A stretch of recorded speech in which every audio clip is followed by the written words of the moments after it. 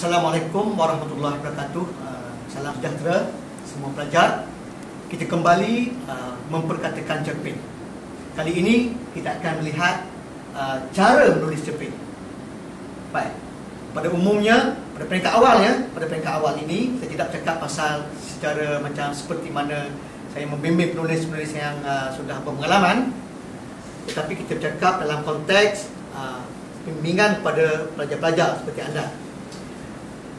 Pada dasarnya, terdapat dua cara untuk menulis sesebuah cerpen. Pertama, kita menulis cerpen berasaskan penulisan jenis naratif. Apa itu naratif? Yang dikatakan sebagai penulisan cerpen berasaskan jenis naratif ialah kita bercerita sepenuhnya dan tidak banyak mengandungi dialog. Kita memulakan cerpen itu, cerita itu dengan penceritaan. Naratif ni ialah penceritaan. Bagi contoh, boleh dikata, kulalui lorong ini ketika jam di menara dataran itu berdentang 12 kali. Bermakna di situ kita tidak perlu sebut menandakan sekarang sudah pukul 12 malam, tak perlu. Sebab berdentang 12 kali sudah memberi gambaran itu 12 tengah malam. Bunyi lolongan dan salakan anjing sayup-sayup dari arah kawasan yang sunyi di hujung sana, bagi contoh macam tu. Jadi cerpen yang semacam ini dipanggil sebagai cerpen naratif, dan ini biasanya banyak dilakukan oleh pelajar-pelajar yang baru menceburi bidang penulisan cerpen, dan ini dialu-alukan. Cerpen naratif ini boleh digunakan untuk menulis apa-apa jenis cerita.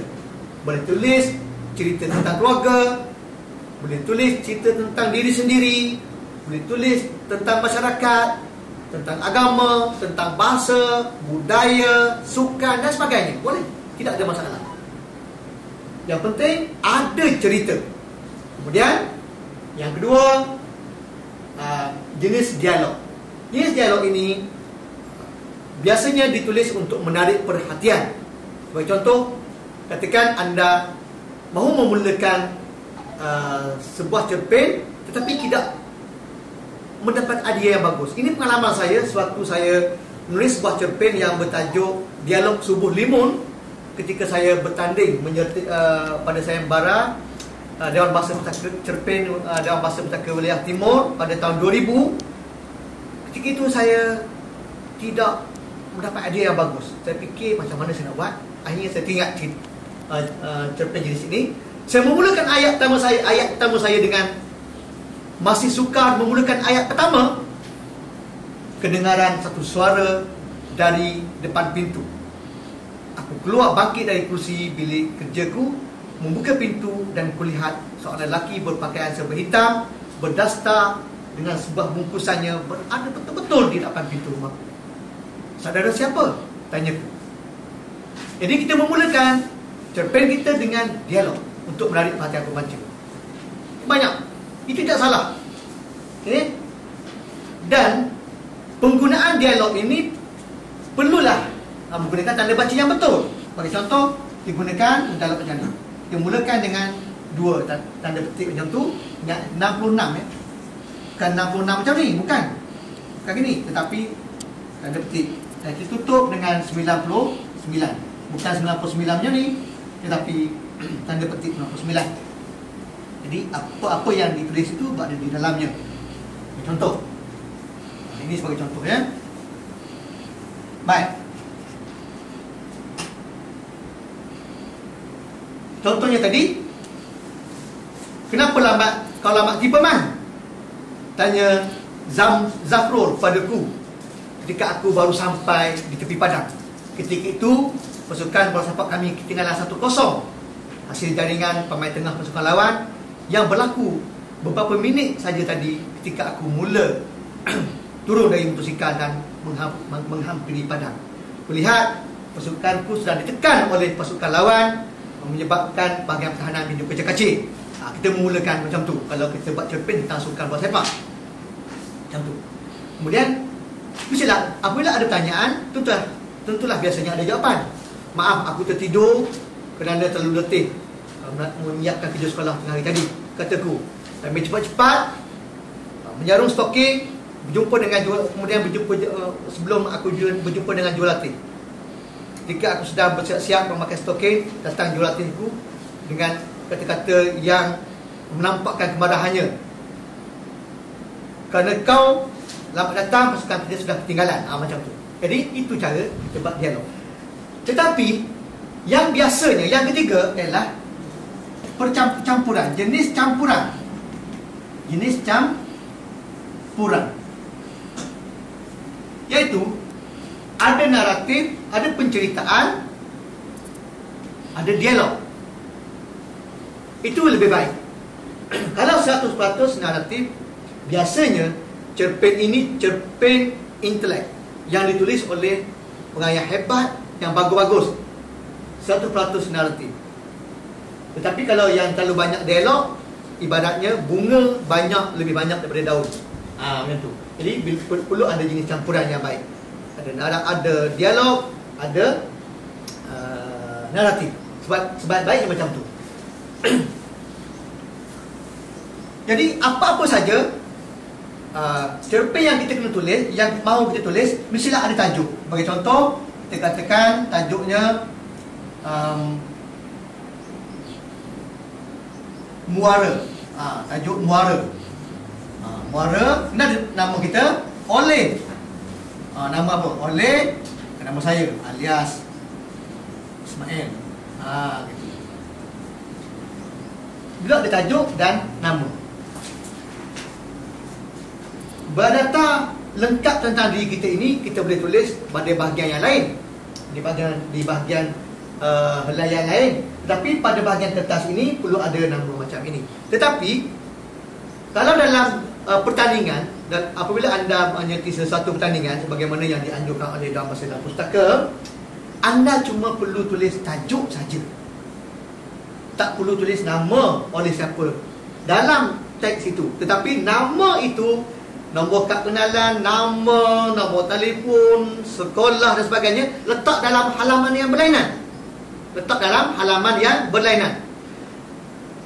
Mestikah bertulis tulisan tangan? Boleh tulis tulisan tangan dalam konteks ini, dalam konteks pertandingan yang dianjurkan oleh Dewan Bahasa dan Pustaka. Kebetulannya saya tengok, sudah melihat bahan edaran yang dikemukakan oleh pihak Dewan Bahasa dan Pustaka, dibenarkan pelajar-pelajar menulis dengan menggunakan tulisan tangan, tidak mengapa. Bagaimana kesilapan ejaan dan sebagainya? Kesilapan ejaan tidaklah memberi impak yang sangat besar. Yang dipentingkan sangat di sini adalah cerita. Tetapi kalau perbandingan, ada pelajar yang bagus cerita, bagus tata bahasa ejaannya, maka dia yang akan menang. Tetapi masih dinamakan cerpen walaupun ada kesilapan ejaan di sana sini, tanda baca dan sebagainya. Jangan jadikan kelemahan anda dari segi penggunaan tanda baca, ejaan dan sebagainya untuk anda tidak menulis. Tulis, yang penting ialah menulis. Baik, kita kembali pada bagaimana kita menulis cerpen tadi.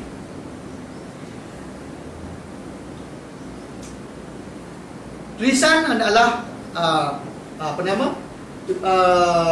sesebuah karya adalah ditulis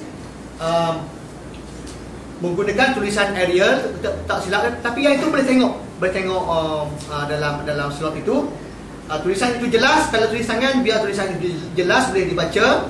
Sebaik-baiknya tulisan sebiji, satu huruf ataupun dipanggil sebagai tulisan cap. Baik, kita kembali pada tulisan yang cerpen naratif tadi. Dalam cerpen naratif perlu ada watak yang jelas, dan watak itu tidak banyak.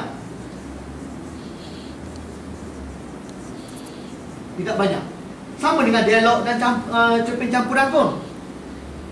Watak mesti ada satu watak utama. Watak utama boleh jadi watak itu watak baik ataupun watak itu watak tidak baik.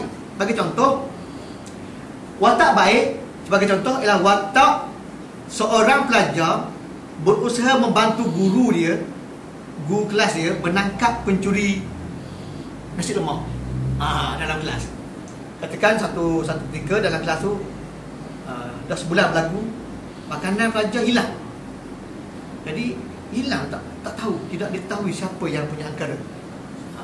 Kemudian dia adakan ada satu pelajar berpakat dengan rakan-rakan dia, satu pasukan nak menyiasat misteri kehilangan nasi lemak dalam beg.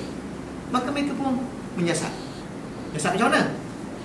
Sembunyi duduk dalam almari, contoh sebaik lansir ke, tengok macam mana. Tapi kena ada watak lah. Itu watak baik, ia nak menyelesaikan masalah. Watak utamanya adalah watak baik. Tetapi kadang-kadang dia ada watak yang kurang baik. Pelajar ni nakal, tetapi dia mahu menjadi pelajar yang baik. Dia berusaha, dia berjumpa, ditinggalkan kawan-kawan dia yang nakal, ditinggalkan kegemaran dia, keluar pada waktu malam, dia berusaha kembali ke pangkal jalan. Itu pun okey, boleh diterima. Iaitu dalam konteks pelajar mahu membetulkan dirinya kembali ke arah menjadi pelajar yang baik. Itu tak apa. Tapi jangan pula watak tidak baik berterusan menjadi tidak baik sampai akhirnya bahkan menjadi penjenayah kemudian. Itu tak nak. Itu tidak mahu. Sebab kita mahu membina peradaban dalam melaksanakan dalam menangani ataupun mencipta sesebuah karya sastra. Sebab sastra ini adalah satu karya yang indah. Jadi tidak baik kalau kita menulis cerpen yang mengajak masyarakat, pelajar-pelajar, pembaca menjadi pelajar yang tidak bagus. Demikian juga dengan jenis dialog tadi. Boleh. Yang jenis campuran pun. Tapi di sini cikgu mahu mencadangkan kepada pelajar-pelajar, ketika pelajar-pelajar berusaha menjadi seorang penulis berkarya, selalulah membaca buku-buku, pinjam buku daripada perpustakaan, tengok macam mana cerpen ditulis, baca cerpen-cerpen itu, tengok bagaimana cara penggunaan bahasanya, penggunaan tanda bacanya. Lebih baik begitu. Hal ini sangat penting kerana kita mendapat idea daripada situ. Melihat, belajar kaedah tidak mengapa, tetapi jangan tiru salin sepenuhnya, perenggan demi perenggan, ayat demi ayat, kemudian tukar nama saja. Jangan buat macam itu dipanggil sebagai ciplak. Itu tidak bagus. Karya-karya kita kena kenal karya-karya yang bagus. Sesiapa yang ada abang, bagi pelajar sekolah rendah, sesiapa yang ada abang yang belajar di sekolah menengah, mereka ada komsas, komponen sastra dalam mata pelajaran bahasa. Ada antologi-antologi yang berkaitan dengan cerpen, pinjam daripada abang tu baca. Tapi kalau pelajar sekolah menengah sendiri, anda sudah memiliki buku yang sedemikian, lihat bagaimana cerpen itu ditulis. Dan cuba lihat, kalau cerpen itu berkait dengan kekeluargaan, tulis. Kalau ditulis tentang keluarga pergi melawat keluar negara, kita buat satu cerpen pergi melawat di kawasan pelancongan domestik dalaman, pergi ke mana-mana je lah, pergi ke Selangor, pergi ke Pulau Pinang dan sebagainya, cerita kadang-kadang situ. Tetapi mesti ada satu isu. Ini yang jangan-jangan diperhatikan. Dia walaupun cerita, tidak boleh untuk pelajar itu bercerita saja, tidak ada apa-apa yang menarik. Kena ada satu. Katakan peristiwa pergi melawat Nasi Kenyir. Jangan hanya bercerita naik bas ataupun naik kereta sampai ke Kuala Berang, kemudian pergi ke Tasik Kenyir, jalan sekitar tu, naik bot, kemudian naik bot balik, naik kereta balik sampai rumah. Itu tidak menarik. Kena buat ada satu peristiwa di situ.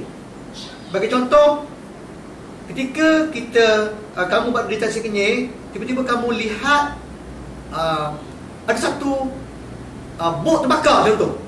Ada satu bot terbakar, kemudian ada pihak yang tidak perasan perkara itu, anda cepat-cepat bertindak, beritahu pemandu port supaya menelpon pihak berkuasa, penggak kuasa tasik kenyir dan sebagainya. Macam tu, biar ada perkara yang semacam itu. Dan berakhir dengan tindakan anda itu telah dapat menyelamatkan nyawa ramai orang. Betulan pula mungkin ada orang kenamaan dalam bot itu, dan akhirnya anda dapat diberikan sijil oleh penghargaan oleh bahagian pelancongan tasik kenyir contohnya. Biar ada benda-benda yang macam tu, ada isu di situ cipta. Mungkin anda kata, saya dah biasa cikgu pergi melawat, tapi tak berlaku apa-apa. Reka, di situ lah kena reka. Nama pun cerita pendek. Boleh cerita pendek ini boleh berdasarkan pengalaman sendiri kita tambahkan. Jadi ada yang tak ada dijadikan ada, yang ada dijadikan tiada. Macam tu. Boleh tambah. Tidak mengapa. Tapi berhati-hati kalau dalam hal-hal cerpen-cerpen agama, sebab dalam hal hukum-hukum agama kena rujuk orang yang pakar supaya tidak menjadi satu ajaran sesat. Kita nak macam tu. Okey. Bolehkah cerpen-cerpen ini berakhir dengan dialog? Tidak mengapa. Tidak masalah. Tidak ada satu halangan pun yang mengatakan bahawa tak boleh buat perkara yang semacam ini. Okey. Sama juga dengan cerpen jenis campuran. Boleh. Watak mesti jelas. Watak tidak banyak. Kalau dalam gambar raja, penulisan cerpen ni macam ni. Macam ni. Cukup badan sekejap.